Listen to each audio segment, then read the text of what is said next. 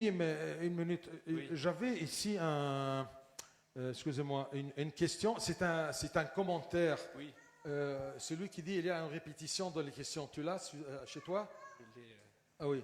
Je veux tout simplement à ce monsieur-là, il avait 3 likes. Ah, regardez. premier.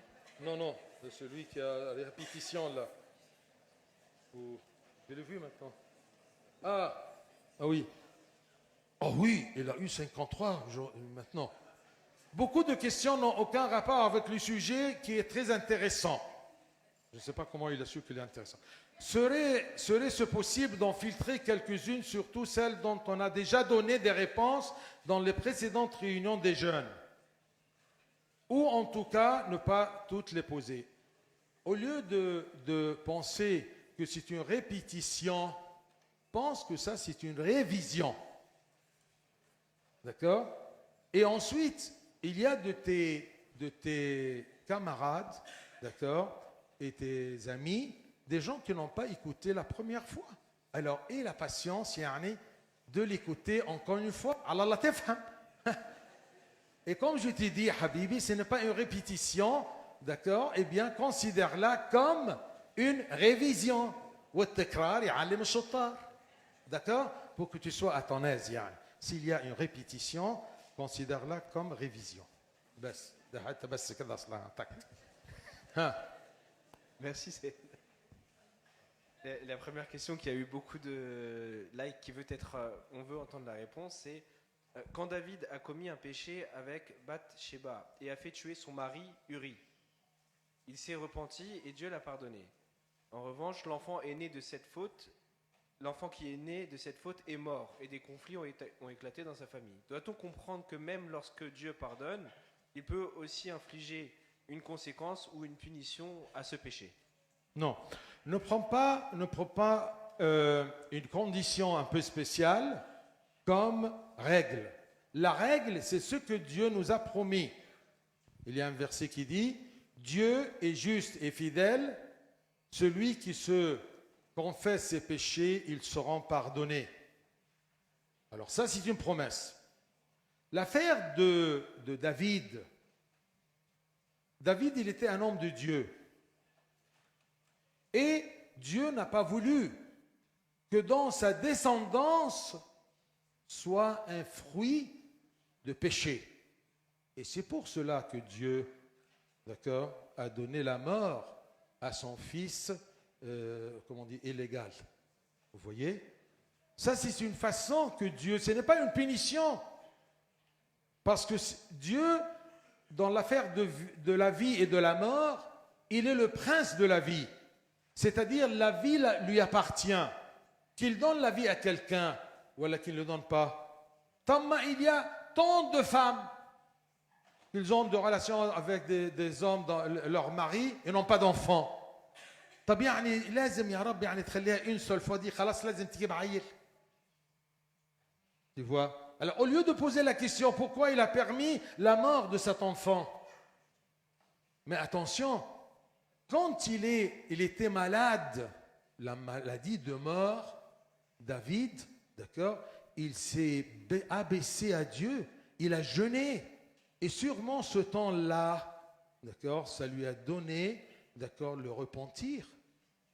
Et c'est pour cela que quand il est mort, il s'est levé, d'accord, il a demandé de la nourriture et il a dit que il ne peut pas retourner vers moi, mais c'est moi qui va vers lui.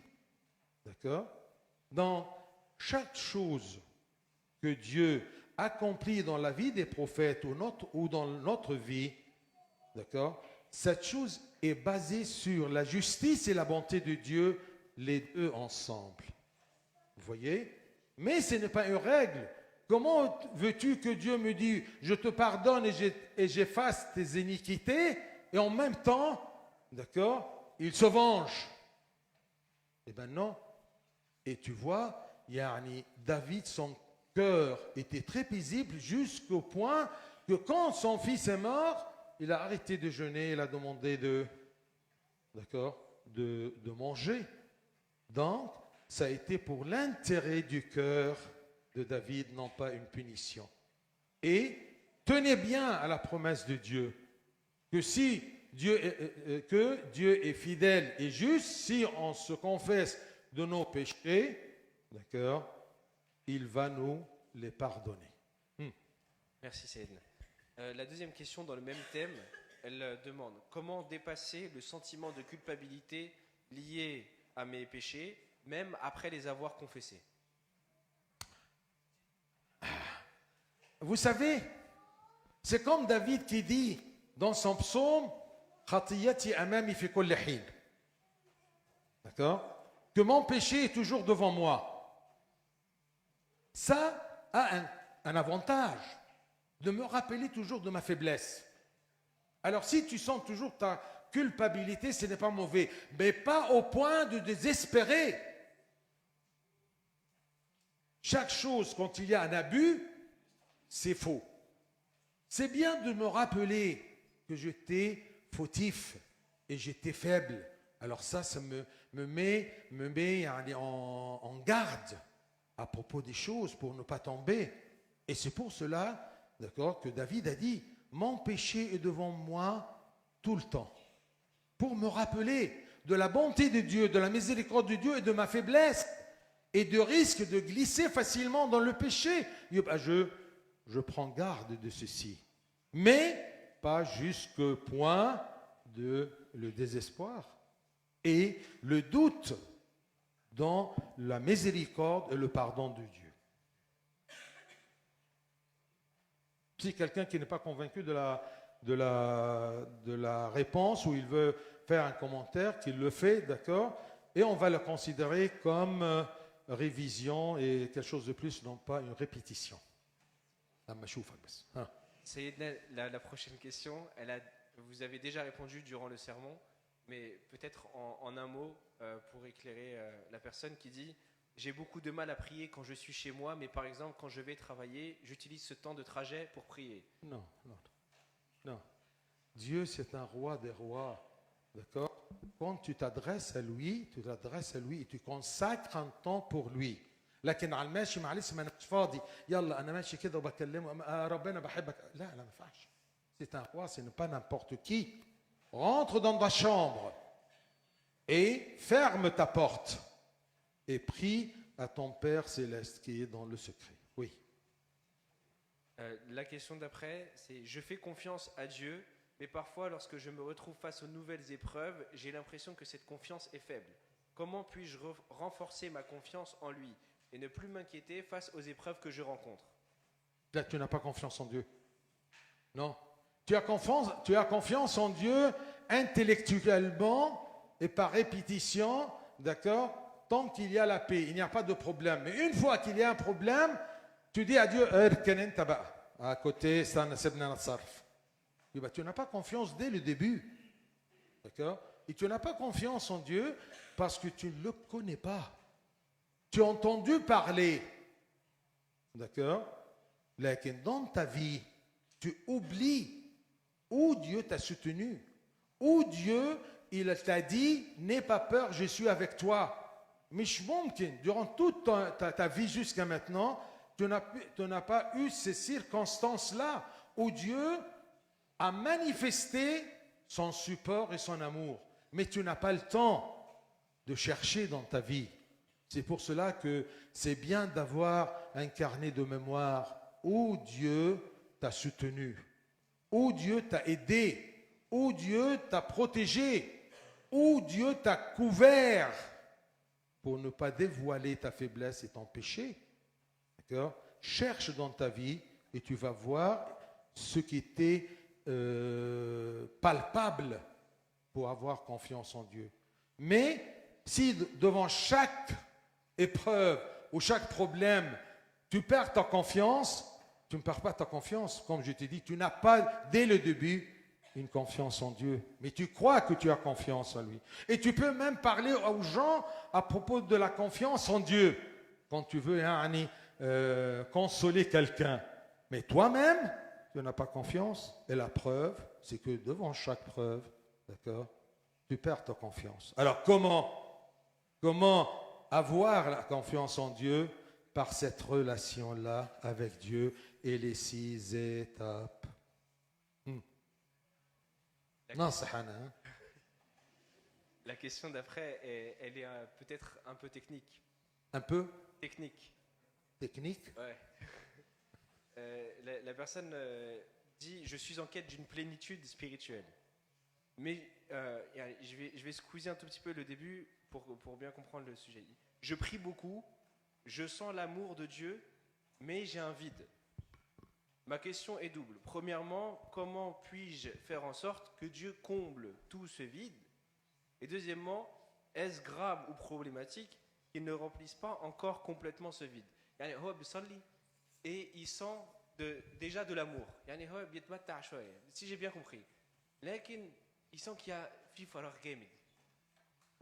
Tout ce qu'il a dit, il est vrai. Comment? Tout ce qu'il a dit est vrai. D'accord? Mais il y a un problème. Son cœur, il a mis au fond de son cœur un peu de pierre et de poussière et de péché. Alors son cœur n'est pas tout à fait vide. D'accord? Il veut le remplir avec beaucoup de choses, mais il n'y a pas de place. Il n'y a pas de place. Parce que prier, si tu pries pour remplir ton cœur, mais mon cher, il y a beaucoup de choses qui stagnent dans ton cœur.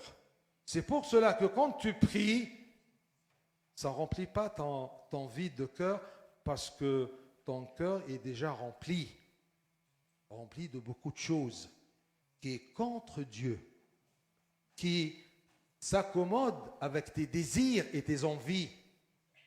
Parce que comment la prière ne remplit pas le vide? C'est parce que le vide que tu essaies de remplir, il n'est que une petite partie. Alors quand tu le remplis, le reste est toujours vide de Dieu parce qu'il est déjà rempli de beaucoup de choses. Edna.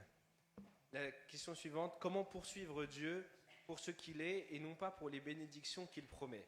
Autrement dit, comment l'aimer pour sa personne et pas pour le reste, au risque d'être hypocrite envers lui? La raison n'est pas importante. L'importance qu'à la fin, que tu sois avec Dieu. Si même tu veux être avec Dieu pour les biens et les dons qu'il te donne, sois avec lui pour commencer. Et plus tu reçois de Dieu, à un moment tu vas sentir que c'est trop. Et tu ne veux plus quelque chose de Dieu que de le remercier et de l'aimer. C'est toujours comme ça. L'homme, il est avare, il veut beaucoup de choses. Et il vient à Dieu, il prie à Dieu pour avoir une réussite dans ses examens. Tu as appris les examens. Il prie à Dieu pour avoir un bon mariage, pour avoir un bon salaire. Bien. Il y a un moment que tu vois, si ces choses te font rapprocher de Dieu, à un moment tu vas sentir que c'est trop et tu as eu toutes choses et tu ne veux que, d'accord, l'amour de Dieu pour l'amour de Dieu. Il y a un saint, je ne me rappelle pas c'est qui pour le moment, mais il a dit, si je t'aime pour tes dons, prive-moi de tes dons pour que je t'aime pour toi-même. Tu vois, l'homme qui cherche Dieu et qui a un désir de chercher Dieu, à avoir une relation, il va demander à Dieu de le priver même des bons, des dons et des bienfaits pour que je t'aime pour toi-même. D'accord? Bien sûr, ça c'est un niveau spirituel assez élevé, mais Dieu, il y a par intérêt pour commencer. D'accord? C'est mieux que rien, comme vous dites. Et peut-être sur le bon chemin, avec ces 6 étapes, d'accord, tu vas aimer Dieu pour son être et non pas pour ses dons. La question d'après, je pense que la personne a répondu à elle-même, mais c'est intéressant d'avoir votre réponse. Si Dieu connaît déjà mes pensées, mes besoins et même mon avenir, avant que je ne lui parle, pourquoi m'invite-t-il malgré tout à prier? Est-ce que c'est pour que quelque chose change en lui ou pour que quelque chose change en moi? Est-ce que la prière est un vrai dialogue d'amour avec Dieu ou un mystère qui dépasse la logique humaine? un lieu où ma liberté rencontre sa volonté. Dieu, il sait tout. Il sait tes besoins. Mais il aime bien que tu te rapproches de lui. Alors, il attend un peu de ne pas te donner que si tu demandes, pour que tu te rapproches de lui. Parce qu'il a l'espoir que quand tu te rapproches de lui, tu vas goûter sa beauté. Et c'est pour cela, d'accord, il peut nous faire comme une pluie, tous les dons et tous les grâces. Mais il veut que tu lui demandes, pour que ce soit quelque chose de personnel, que tu rapproches personnellement à lui. Et il est sûr, parce il a confiance en lui, dans sa beauté. Il veut que tu te rapproches de lui, tout simplement, pour que tu arrives à sentir sa beauté, d'accord, et le louer pour sa beauté, non pas pour ses dents et ses biens. Et dernière question sur le sujet d'aujourd'hui. Si je tombe souvent dans les mêmes péchés, à quel moment la repentance devient-elle hypocrite ou inefficace? Plus tu répètes le même péché, plus tu t'es confessé, mais tu ne t'es pas repenti. Se repentir, c'est de connaître et préciser d'abord le péché, chercher d'où vient ce péché, les raisons des péchés, et j'essaye de me une résolution. Alors c'est quoi le verbe? Résilier? Bien, je te crois, là, comme je ne crois pas. Résilier? لا لا ده verbe مش فرنساوي لكن زي بعض. يعني faire une résolution à ne pas faire telle ou telle chose. D'accord? Plus tu tombes dans le même péché, c'est parce que tu gardes toujours l'origine de la tentation qui te mène au péché et tu te confesses en citant le péché, mais tu n'as pas envie de l'arrêter. Tu ne veux pas te priver de ce péché, mais tu te confesses. Parce que si je me confesse, d'accord, et je me résolu, et je me résous, et je me résous, d'accord, et je me résous à ne pas faire ce péché, d'accord, tu vas voir que c'est un péché déjà passé et pardonné et oublié, d'accord. Lazim, tu comprends, la confession, c'est une partie du vrai sacrement du repentir. D'accord? Est-ce que quand tu te confesses, c'est une partie de repentir ou tout ton repentir, c'est de se confesser en citant des péchés? Ça, le bal comme il dit. On change de thème. Le thème, c'est les relations et la vie sociale. Il y a les questions. Des répétitions. Elle a quand même 24 likes. Pardon? Elle a 24 likes, la question. Oui, c'est pas mal. Alors, si une fille est en relation avec un diacre, qui est très proche des prêtres et même des évêques. Ah oui, j'ai lu ce truc-là, mais lis-le. Et qu'elle remarque que cette proximité avec les prêtres et les évêques le rend un peu hautain. Parfois même qu'il aime se montrer devant elle et devant les autres. Comment savoir si cet amour vient vraiment de Dieu ou si c'est juste de l'attirance du début qui finira par disparaître quand l'orgueil prendra le dessus? Quand j'ai lu cette question-là, eh bien, j'ai décidé de vous dire, ce diacre-là, sûrement, ce n'est pas William. D'accord? Parce que William, il n'a pas de fils dans sa vie jusqu'à ce moment-ci. Hein. Nous sommes sûrs, ya. Bas. Et ensuite, je vais... Bas, khalas, bas. Je vais commencer par la fin de la question. Est-ce que c'est un amour qui vient de Dieu? L'amour ne vient pas de Dieu. Il y a l'amour qui vient de Dieu. Au Badin, si c'est un homme hautain, et hautain devant toi, est-ce que c'est normal de lier ta vie avec lui?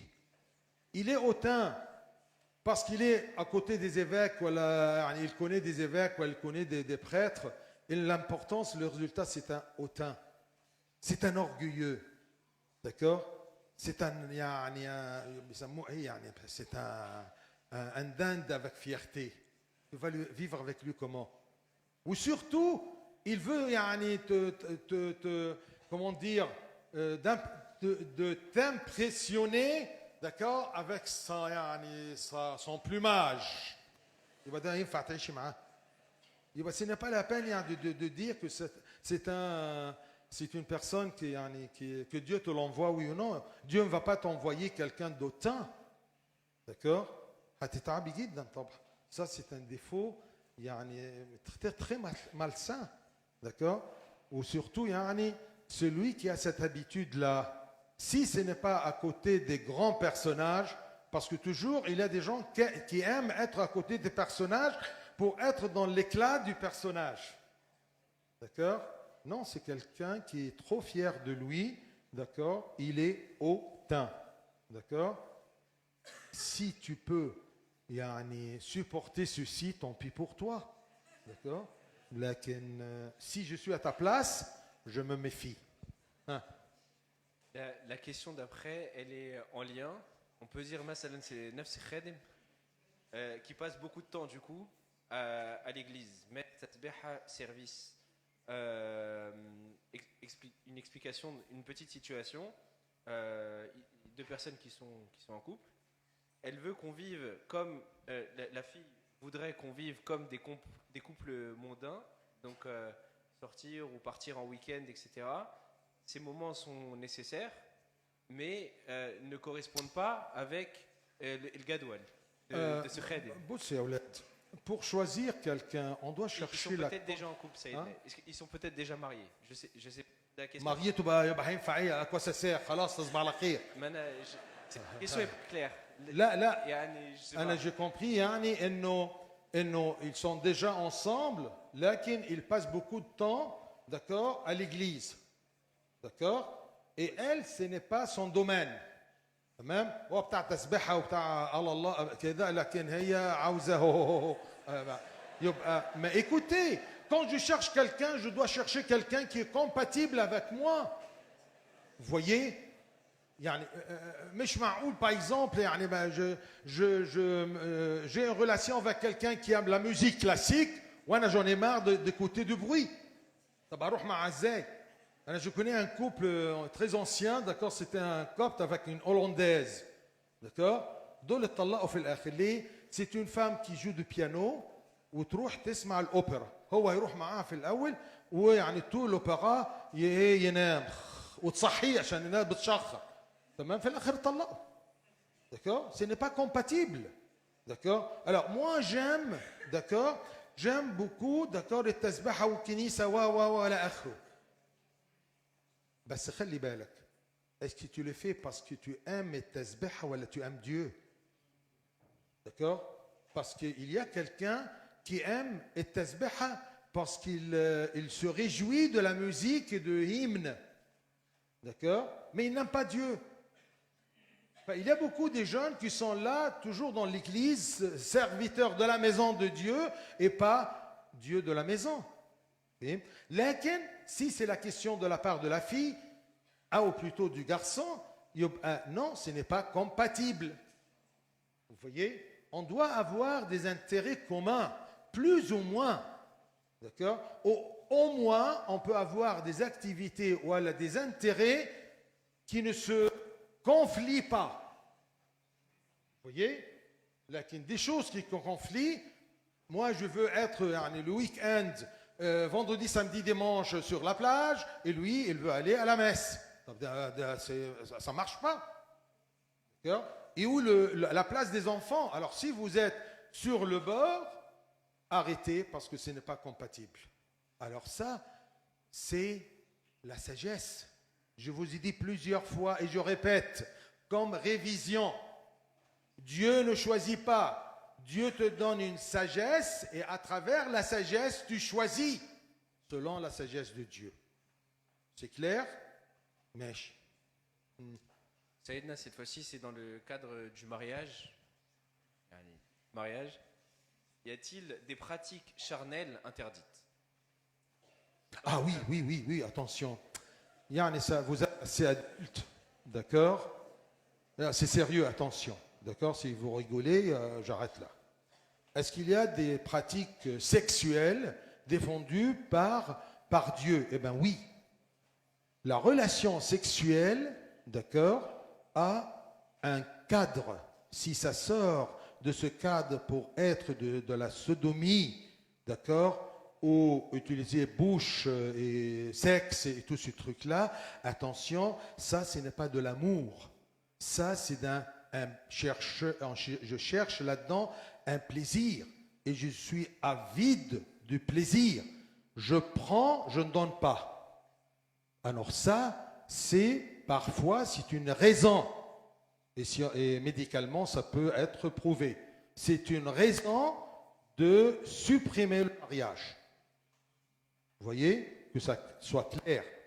Et la femme ne doit pas s'abaisser à ceci. Elle doit refuser.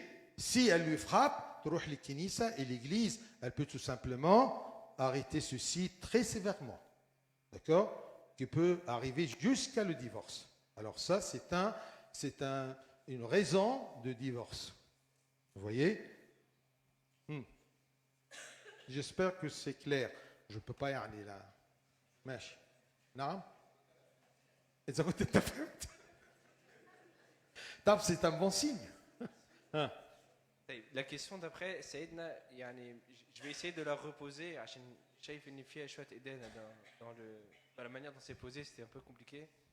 Mais j'ai mettre des restrictions, comment dire, des restrictions, d'accord, dans la façon de poser la question, qu'ils soient à leur aise, d'accord, de poser la question, même s'il y a quelques dépassements. Si une fille passe d'une relation à une autre en peu de temps, sans vraiment guérir ni réfléchir, et qu'à chaque fois elle croit que c'est le bon, est-ce que c'est un signe de faiblesse du cœur, d'un besoin d'amour humain, d'un manque de relation personnelle avec Dieu? Et que doit-elle faire pour se reconstruire avant de retomber dans une nouvelle? Ça, c'est un manque de guide. C'est un manque de guide. Moi, je dis à plusieurs filles, tout simplement, ne sois pas toute seule. Donc, ça, c'est le résultat de son guide. Elle croit que c'est le bon choix, mais elle est toute seule. D'accord? Elle parle avec elle-même tout seule. Mais elle doit avoir un guide pour étaler sa pensée devant lui, d'accord? Et étant neutre, il peut la guider et la conseiller. Donc, c'est un manque de guide. Une fille qui saute d'une relation à une autre, c'est très dangereux pour elle, d'accord? Et pour son cœur. Parce que chaque fois, les filles sont très fragiles, d'accord? Elle peut avoir un cœur cassé. Et sûrement ça, c'est à cause de manque ou absence de guide. Merci Saïdna. Une dernière question sur le sujet et peut-être dernière question de la réunion. En quoi c'est péché de faire une danse et une fête pour mon mariage?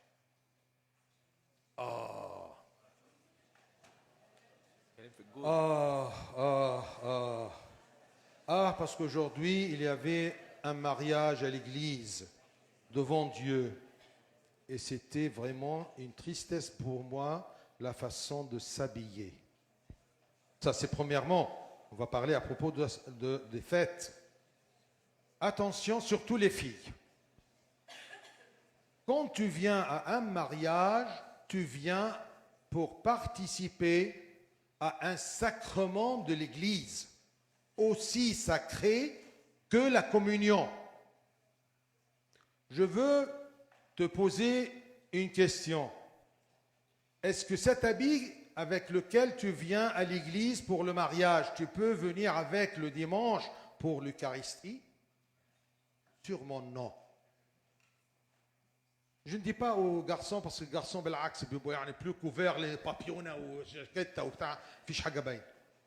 لكن les filles, j'étais vraiment aujourd'hui, c'est un bal de nudité. Je veux vous dire quelque chose qui a passé en Égypte. Il y avait une fille chrétienne avec une croix qui est montée dans le métro de Héliopolis.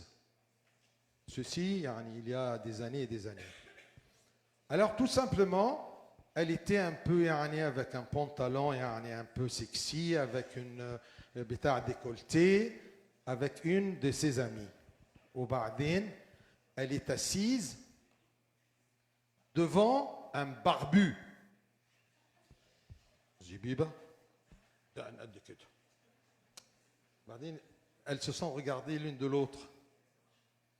Ce barbu, il les a regardées, lui a posé une question en disant: est-ce que ta mère, la Vierge Marie, s'est s'habiller comme ça? Je vous questionne. Alors moi, aujourd'hui, je suis le barbu qui te pose la question. Est-ce que ta mère, la Vierge, s'habillait de cette façon-là? Ne me dis pas que de son temps, il avait le foulard et c'était lent. Mais le temps de la Sainte Vierge Marie, il y avait des prostituées, d'accord, et des femmes qui marchaient décolletées et dénudées. Donc, attention, tu es chrétienne et tu dois être décente dans ton habit. Et s'il vous plaît, les filles, pour plaire à Dieu, ne dites pas que pour les fêtes, il y a un habit. Et pour l'église, il y a un habit.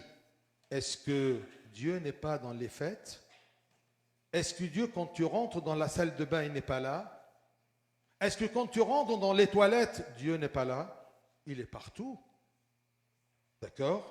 Alors je veux que tu penses, s'il te plaît, que quand tu viens au moins à l'église, et quand tu seras un marié un jour, attention, j'ai l'expérience personnelle que tu dois avoir tout ce que tu veux dans ta robe, de la dentelle, des bretelles, ou c'est dénudé, tu peux avoir tout, c'est toi qui choisis.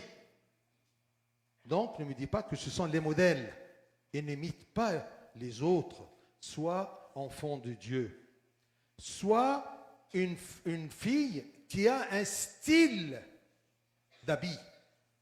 Que ce soit hors de l'église ou à l'intérieur de l'église, tu peux être très chic, d'accord, très attirante, très belle, mais pas dénudée. Le décolleté, ou la jambe bien, je me pose bien désolé, je parle franchement, je me pose la question, comment tu vas t'asseoir avec une jupe ouverte jusque-là? Vous voyez jusqu'où? Qu'est-ce que tu montres? C'est dégoûtant comme enfant de Dieu.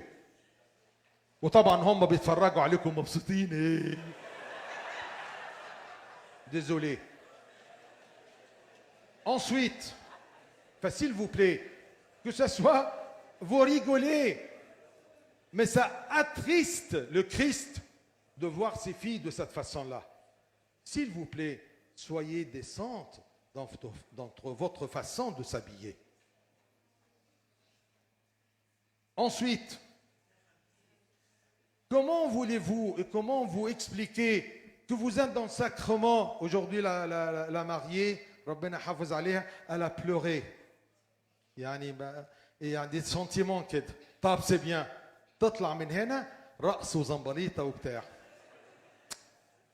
Vous perdez. J'exagère un peu en vous donnant cet exemple. Vous savez, Saint Macaire, il a dit à ses disciples et ses moines à la porte de l'église: fuyez, fuyez mes frères et mes enfants. De quoi on fuit? De ceci, de la parole, de rester parler à la porte de l'église, et Satan, il vient, il nous vole la grâce qu'on a eue.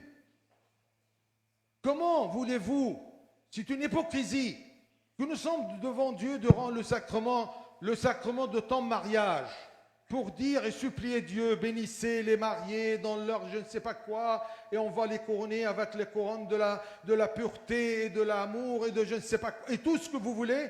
Ensuite, on sort et on agit comme les enfants du monde. Est-ce que vous croyez que Dieu va vous bénir dans cette fête?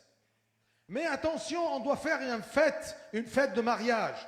Le Christ lui-même est allé à Cana de Galilée ou dans un mariage. Sûrement, ils n'étaient pas en noir. D'accord?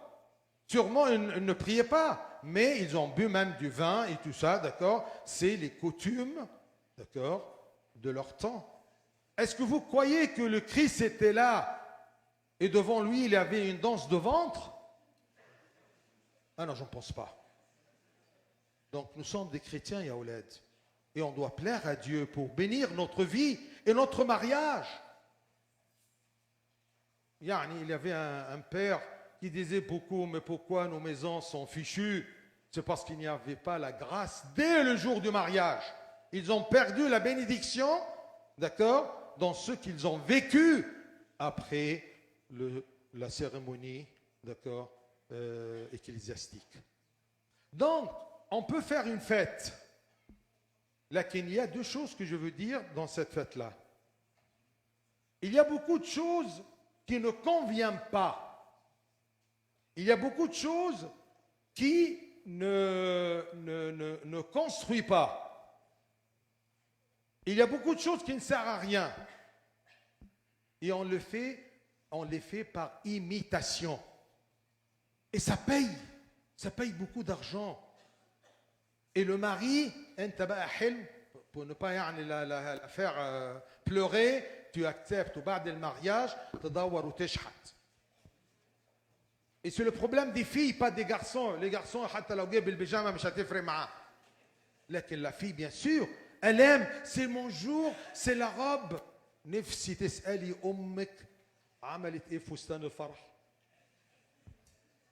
Elle a payé beaucoup de choses.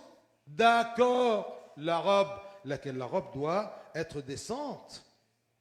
Parce que tu es devant le Christ et devant l'autel de Dieu, on ouvre le rideau. Et tu viens devant l'autel de Dieu, le trône du Christ. Avec, et pourquoi dépenser beaucoup d'argent pour faire manger à des gens qu'ils vont toujours chercher la petite bête? À quoi ça sert? Je dois inviter 50 personnes. Ah non, 75. Au TEN, il y a 75. Il y a 150. Et 150 au moins, c'est 40 € par personne. Et d'aller. Mais soyez simple. Tout simplement, après le mariage, vous faites une fête, d'accord? Même dans une cathédrale, il y a beaucoup de salles. Là, tu as une salle comme ta cousine. Tu jettes de l'argent par terre et vous serez demandé un jour à propos de cet argent. Je ne veux pas que vous preniez cet argent pour le donner aux pauvres, mais tout simplement que ce soit pour vos enfants. Vous voyez? Soyez un peu plus intelligents. D'accord? Pourquoi ne pas faire une fête après le mariage, dans une salle, dans l'église, et même inviter des gens qui ne sont pas chrétiens? Mais comportez-vous comme des chrétiens, des petits sandwichs, des petits gâteaux, d'accord, et terminé. Vous voyez? Moi, je commence dans mon diocèse, d'accord, tout simplement, d'encourager les jeunes, de faire de manger un bout ensemble, après le mariage, dans l'église. Nous avons un jardin, il est beaucoup plus petit que chez vous, d'accord, oui, on met une tente, parce que s'il pleut, d'accord, ils sortent de la messe, avec le Christ avec eux et invite le Christ avec nous. Laquelle lazim on danse ou lazim. Il y a une façon de fêter le sacrement d'une façon d'enfant de Dieu et d'enfant de... D'accord? Pourquoi la plupart des prêtres et des évêques ne vont pas dans les fêtes après l'église? Et vous n'osez pas nous inviter parce que c'est le débauche. يلا كل بقى الشالات تتشال وبتاع هو ارقص.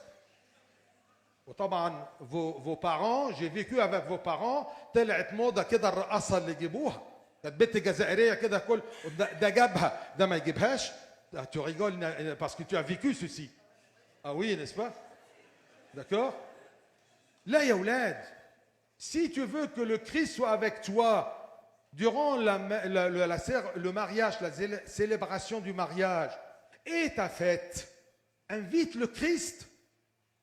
Hachem, tu vis dès le commencement une bénédiction. Ça commence par des courageuses. Je dis toujours courageuses parce que ce n'est pas l'affaire et le problème des garçons. C'est toujours vos problèmes. D'accord? Vous êtes jaloux les unes des autres.